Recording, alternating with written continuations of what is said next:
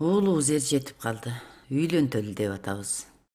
Биз дагы башкалардай болуп, небере эркелетсек дейбиз. Алмазбы? Ал аскерде эмес беле? Ой, аскерден келген. Ошондуктан эртерээк үйлөнүп коелу деп атабыз. Биз кыз дагы издеп караштырып койдук.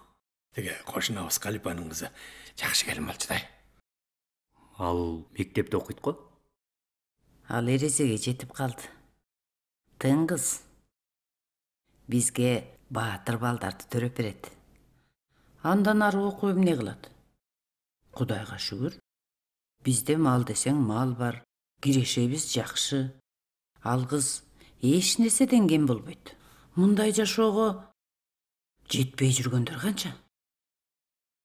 Эми үй бүлө куруу жакшы дечи. Бирок ар нерсенин өз убактысы болгону жакшы. Мына мен көптөгөн жаш жубайлардын никесин кыйып батамды бердим. Тилекке каршы, так ошол эрте үй бүлө кургандар бат эле ажырашып кетип атат. Куфун деген араб тилинен которгондо үй бүлөдөгү тең укуктуулук дегенди билдирет. Аялы, күйөөсү экөө тең, маданий жана интеллектуалдык өнүгүү жагынан бирдей болушу керек. Үй бүлө бекем болуш керек. Алардын сүйлөшө турган темасы бир болуш керек.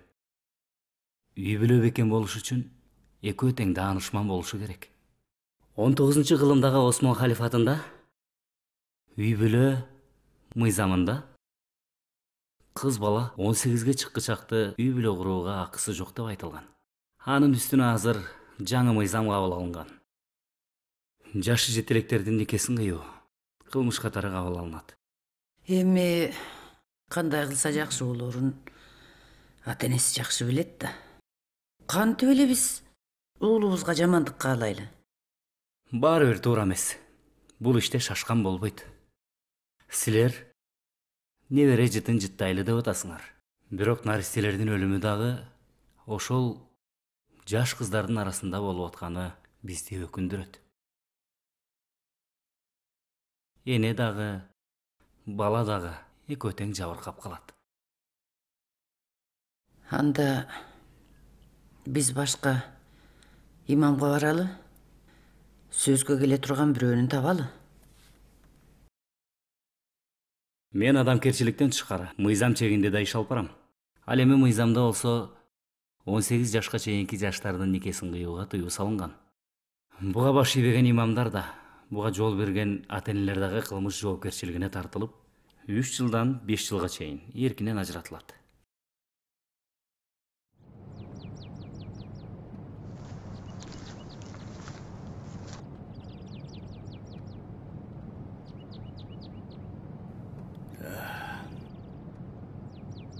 Кызыбызды эрте турмушка берсек, экөөбүз тең соттолуп кетет экенбиз. Өзүң укпадыңбы? Ушу азыркыга чейин эч ким деле соттолгон жокко. Бизде дагы ата-энебиз ушинтип үйлөнүшпөдү беле? Мыйзам турбайбы? Мына карасаң, газетеге дагы жазышыптыр. Эгер сени соттоп жиберсе, биз кантип жашайбыз? Кое туралычы. Ошо да.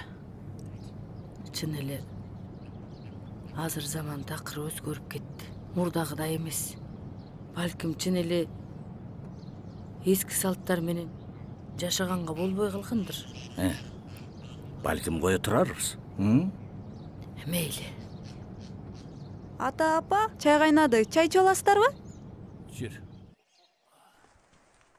Үй бүлө кодекси 14-берененин 3-пункту. Нике курагы жөнүндө ушул кодекстин талаптарын бузууда күнөөлүү адамдар Кыргыз Республикасынын мыйзамдарына ылайык жоопкерчилик тартышат. Кылмыш кодекси 155-берененин 1-пункту. Нике курагы жөнүндө мыйзамдарды бузуу менен ага карата никеге туруу боюнча диний каада жасалган адамдын ата-энелери, аларды алмаштыруучу адамдар. Никеге туруу боюнча диний каада жасаган адам, ошого тете жашы жетпеген менен никеге туруу боюнча диний каада жасалган жашы жеткен адам 3 жылдан 5 жылга чейинки мөөнөттө эркиндигинен ажыратууга жазаланат.